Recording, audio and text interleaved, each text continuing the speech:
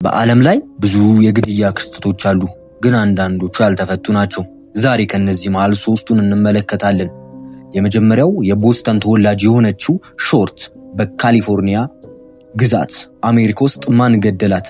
1947 ጥር 15 የቦስተን ተወላጅ የሆነችው ሾርት የልጅነት ህይወቷን በኒው ኢንግላንድ እና ፍሎሪዳ ካሳለፈች በኋላ ነበር አባቷ ወደሚኖርበት ካሊፎርኒያ የተዘዋወረችው። ምንም እንኳን በሎስ አንጀለስ በነበረችበት ጊዜ የታወቁ የትወና ስራዎች ባይኖራትም ተስፋ ያላት ተዋናይ እንደነበረች የሚያውቃት ይመሰክራሉ።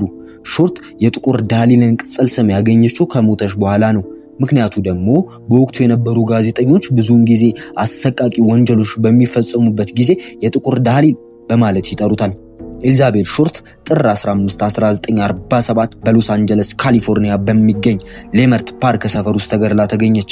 የወንጀሉ አሰቃቂ ባህሪው አስክሬኗ መቆራረጥ ማሳየቱ ጉዳዩ በስፋት ይፋ እንዲሆን አደረገ። አስክሬኗ ከተገኘ በኋላ የሎስ አንጀለስ መምሪያ ከ150 በላይ ተጠርጣሪዎችን ያፈራረቀ ክስ ቢጀምርም ከልፋት ውጪ ምንም ያገኘው ነገር አልነበረም። እናም በታሪክ ምሁራን ዘንድ ብሔራዊ ትኩረትን የሳበ ከጦርነት በኋላ በአሜሪካ ውስጥ ከተፈጸሙ የመጀመሪያ ወንጀሎች አንዱ እንደሆነ ይነገርለታል። ሁለተኛ ከመጀመሪያው በፊት ሰብስክራይብ ማድረጋችሁን አረጋግጡ። በአንድ ሆቴል ቤት ውስጥ አንድ ሰው ቢጠፋ ያንን ሰው ማን ሊወስደው ይችላል? ይህን ጥያቄ የሚጠይቀው ይህ ታሪክ ነው። ማልዲያን ቤዝ ማካን ግንቦት 12 2003 የተወለደች የጠፋች እንግሊዛዊ ሴት ስትሆን በግንቦት 3 ቀን 2007 ምሽት በፓራጓይ ፕራዝ ዳሉዝ ውስጥ በሚገኝ የባህል አፓርታማ ውስጥ ካልጓ ጠፍታለች። ዴል ቴሌግራፍ የእሷን መጥፋት በዘመናዊ ታሪክ ውስጥ በብዛት የተዘገበ የጠፋ ሰው ጉዳይ ሲል ገልጾታል።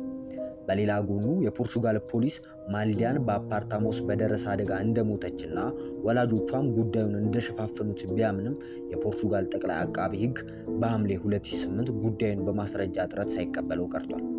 ነገር ግን የማልዲያን ወላጆች በግል መርማሪያቸው አማካኝነት በ2013 በአካባቢው ከነበረ የምስል ቅጂ ማልዲያን በጠፋችበት ምሽት አንድ ሰው ልጅ ይዞ ወደ ባህር ዳርቻ ሲሄድ የሚያሳይ ምስል አግኝተዋል። ከዚህም በኋላ ብዙም ሳይቆይ የፖርቹጋል ፖሊስ ምርመራቸውን እንደገና ከፈቱ። ኦፕሬሽኑ በ2015 ቢቀንስም የተቀሩት መርማሪዎች በ2017 እንደ አስፈላጊነቱ የተገለጹትን ጥቂት ጥያቄዎች መከታተላቸውን ቀጥለዋል።